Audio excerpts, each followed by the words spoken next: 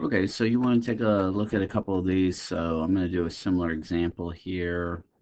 I think it actually gave me the exact same one. Hold on.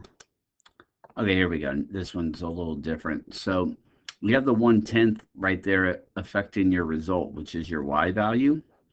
So when we go to graph this, if you're affecting your y value, you're affecting the vertical stretching and shrinking. And so it's getting multiplied by 1/10, and so that's how it's being affected right there. Okay, let me go back to the tools. It's weird. There we go, 1/10.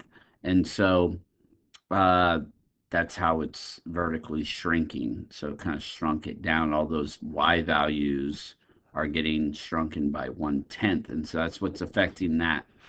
Um, there won't be any horizontal shrinking or stretching. That would happen if you multiplied the x value by something, but you shouldn't have any of those.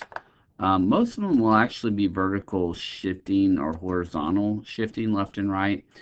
This one doesn't have any of that, but if you were to add or subtract something on to this base at the end right here, that would cause you to go up or down. So like if you added 4, it would cause you to shift up 4, but we don't have that. And then if you add or subtract directly to x as part of the exponent, that's going to be your shifting left and right. So if you add 3, you actually are going to put a -3 here because it's going to shift. It would shift to the left 3, right? If you were to add directly to the exponent right there, x. But once again, we don't have that in this particular one, so I'll go ahead and delete that. And so we end up with this, and then the main thing that students forget is they forget to put um, the asymptote. And so we have a horizontal asymptote right there at y equals 0. And so you want to make sure you put it dashed. So I'll go ahead and save that. Let's go ahead and plug that part in. And then, so what equation represents the asymptote? Well, I just said y equals 0, so we'll do that. And then next is what's the domain?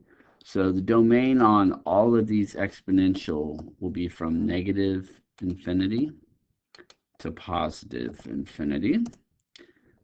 And then the range, on the other hand, is how low to how high. And so it goes down to where the asymptote's at, but doesn't touch, and then goes up to positive infinity. And that will be our range right there. Okay, hope that helps you out a little bit there.